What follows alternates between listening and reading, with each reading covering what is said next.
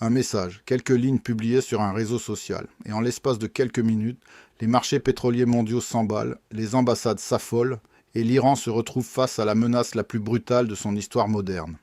Ce lundi 30 mars, Donald Trump n'a pas convoqué de conférence de presse. Il n'a pas envoyé de diplomate. Il a simplement ouvert Truth Social et tapé un message qui a changé le cours de la crise au Moyen-Orient. Parce que ce que Trump a écrit ce matin-là n'est pas une posture. Ce n'est pas une négociation. C'est un ultimatum.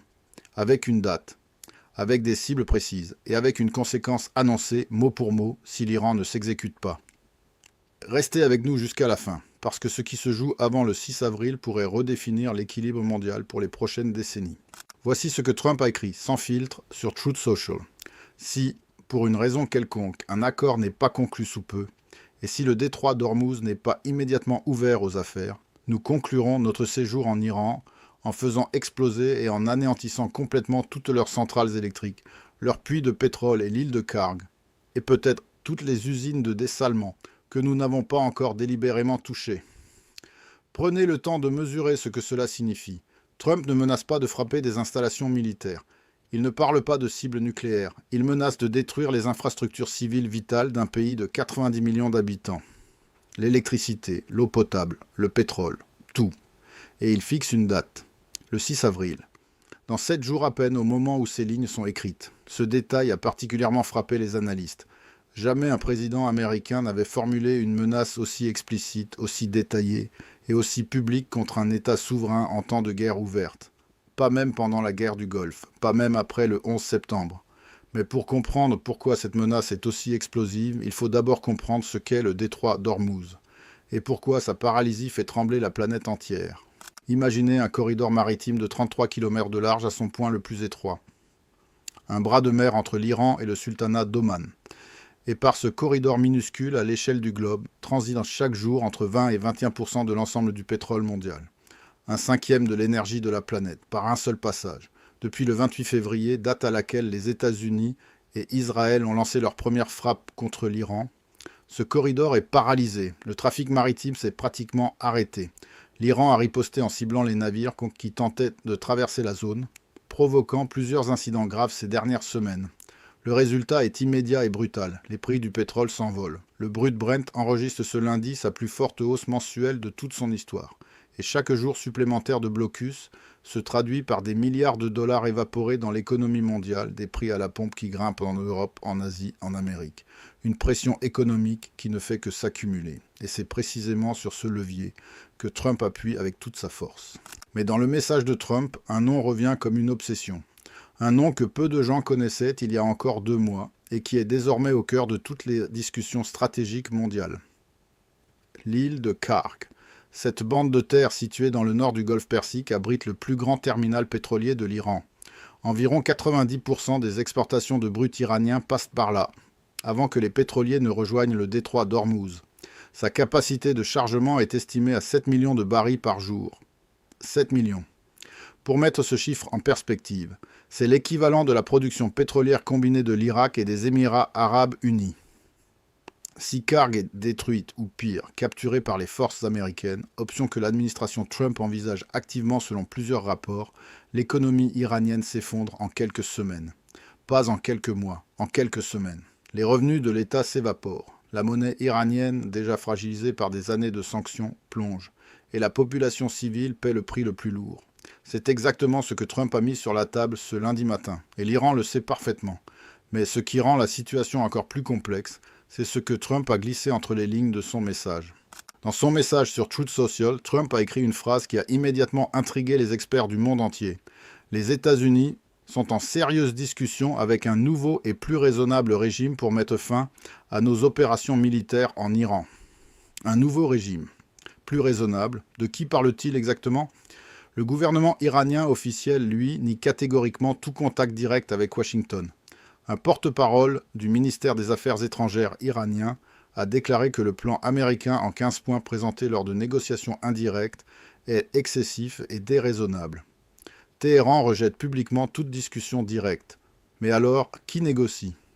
Certains analystes évoquent des canaux indirects impliquant Oman, le Qatar ou des intermédiaires discrets qui ne sont pas conquis, qui opèrent loin des caméras.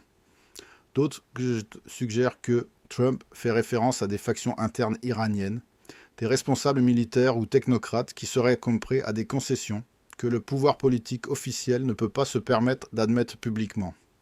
Ce flou est de lui-même une information. Il signifie que quelque chose se passe en coulisses, que des fils sont tirés que nous ne voyons pas encore, et que la situation est peut-être moins figée qu'elle n'y paraît. Peut-être, parce que la date du 6 avril, elle, ne laisse plus beaucoup de place à l'ambiguïté.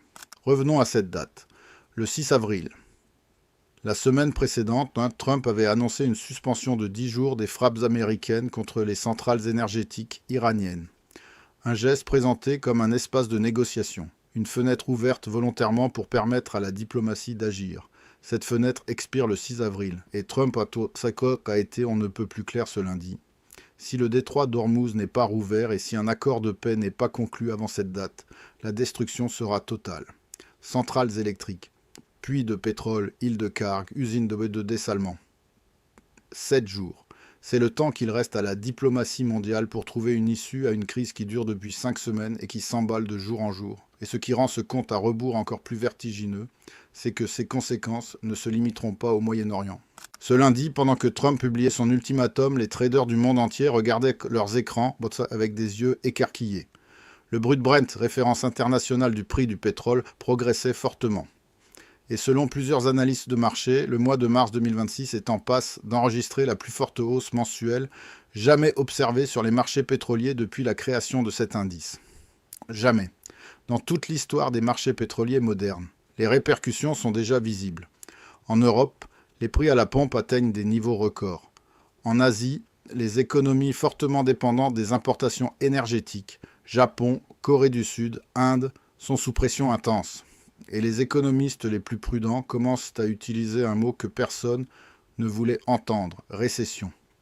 Une récession mondiale déclenchée non pas par une crise financière, non pas par une pandémie, mais par la fermeture d'un détroit de 33 km de large. C'est la réalité de notre interdépendance économique mondiale. Et c'est exactement pourquoi des acteurs qui n'ont aucun intérêt direct dans la guerre Iran-Israël se mobilisent aujourd'hui en urgence pour tenter de trouver une sortie de crise. Plusieurs capitales se sont activées discrètement ces dernières heures. Le Pakistan a officiellement proposé d'accueillir et de faciliter des pourparlers directs entre Washington et Téhéran. Islamabad se positionne comme médiateur naturel, pays musulman, doté de l'arme nucléaire, entretenant des relations avec les deux camps.